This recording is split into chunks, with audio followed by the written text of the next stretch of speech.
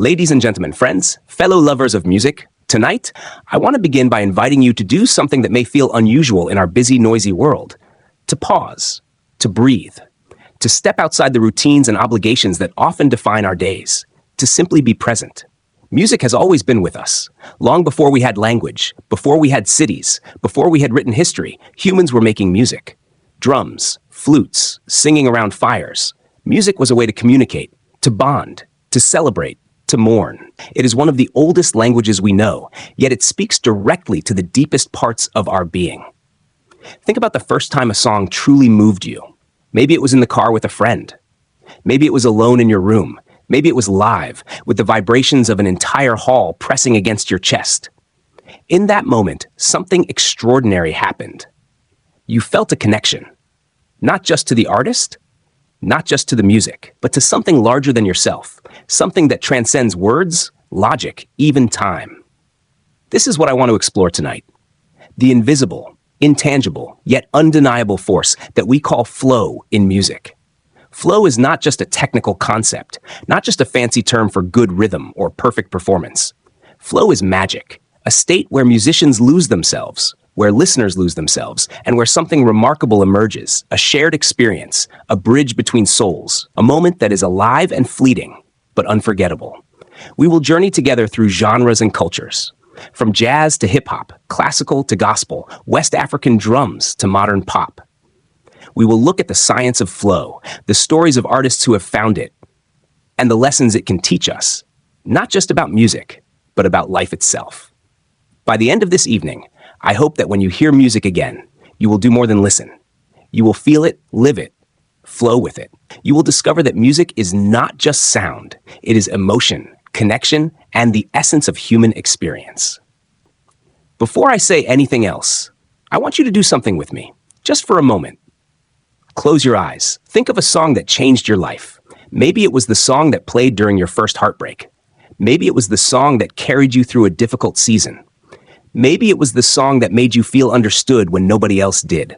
Now ask yourself something simple. Why did that song matter so much? Was it the lyrics? Was it the melody? Or was it something deeper, something invisible, something powerful?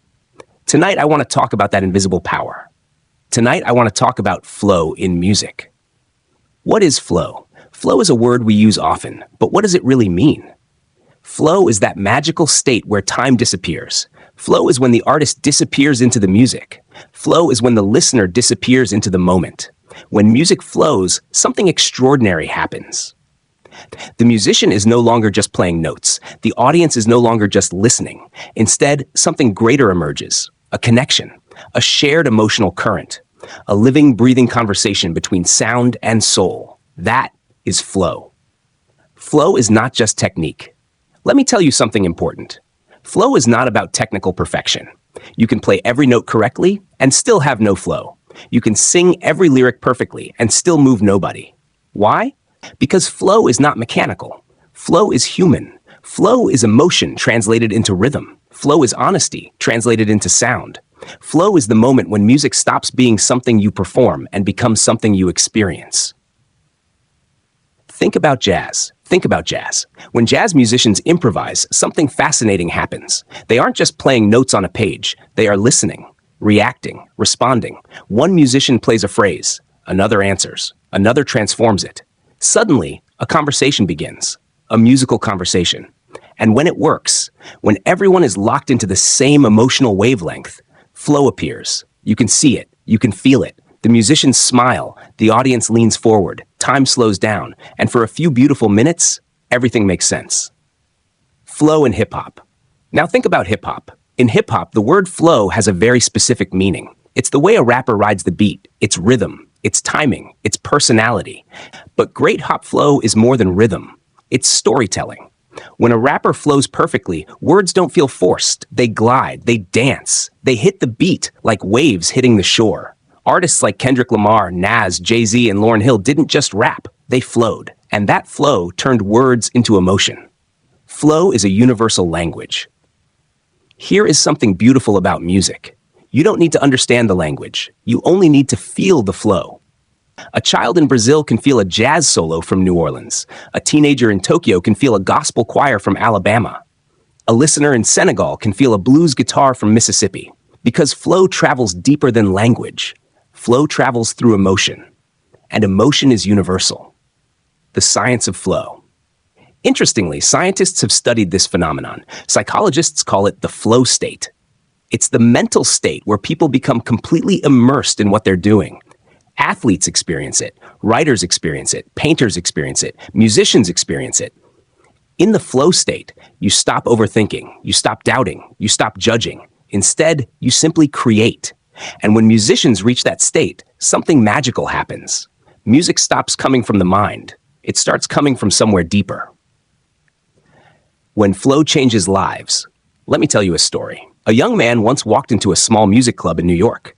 He had never heard jazz before. He didn't know the musicians. He didn't know the songs. But when the band started playing, something happened. The saxophone cried, the piano whispered, the drums breathed, and suddenly the young man felt something he had never felt before. Not entertainment, not distraction, connection. That night changed his life. He later said, "I didn't just hear music that night. I discovered who I was." That is the power of flow.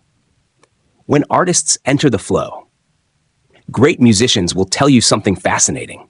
Some of the greatest performances of their lives were not planned. They happened in the moment. Prince once said that sometimes songs would simply arrive. John Coltrane described music as something spiritual. Many artists say the same thing. When I was playing, it didn't feel like I was creating the music. It felt like the music was flowing through me. That is flow. The danger of losing flow. But here is the challenge. Modern life makes flow harder. We live in a world of notifications, distractions, deadlines, metrics, streams, algorithms. Artists are told to produce faster, release more, trend more. But flow cannot be rushed. Flow requires presence. Flow requires listening. Flow requires vulnerability. And if we lose that, music risks becoming content instead of connection. Protecting the flow. So how do we protect flow? First, we listen deeply, not just with our ears, with our hearts. Second, we create honestly. Music should not always aim to impress. Sometimes it should aim to reveal. Third, we allow silence, because flow is not only about notes. Flow also lives in the space between them. Flow is bigger than music. Here is the most powerful truth. Flow in music teaches us something about life. When life flows, we are present. We are listening. We are responding to the moment. Just like musicians in a great band, one person leads, another supports, another improvises, another holds the rhythm, and together something beautiful emerges. Life becomes music. A final thought. So tonight, I want to leave you with a simple idea. Music is not just sound. Music is movement. Music is emotion. Music is connection. But when music truly flows, it becomes something even greater. It becomes a reminder that human beings, despite all our differences, can share the same rhythm, the same heartbeat, the same moment.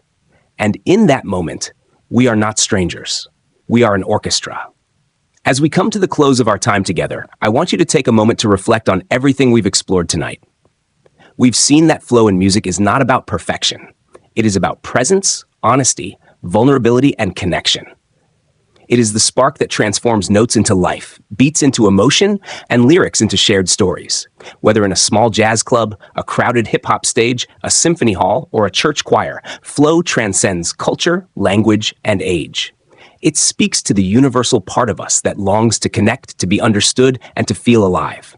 Flow in music also teaches us something profound about life itself. Life, like music, is not a script. It is improvisation. It requires listening to ourselves, to others, and to the world around us. It requires courage to make mistakes, to be vulnerable, and to trust the moment. And when we do, when we let ourselves truly flow, life becomes richer, more meaningful, and more beautiful than we could have imagined. So I invite you, every one of you, to carry this idea beyond tonight. Let the music you listen to, the music you create, and the music that lives inside you guide you into flow. Notice the pauses, the silences, the subtle shifts. Feel the rhythm of life in your own heart. Listen deeply, create boldly, and connect without fear. And when you do, you will discover that flow is more than a musical phenomenon. Flow is a way of being, a way of seeing, a way of living fully in the present. It reminds us that for just a moment, we can step outside ourselves, touch the hearts of others, and feel the beauty that has always been there, waiting for us to notice it. So tonight, I leave you with this. Listen with intention, play with honesty, and flow with life. Because when we do, music and life itself becomes something extraordinary. Thank you.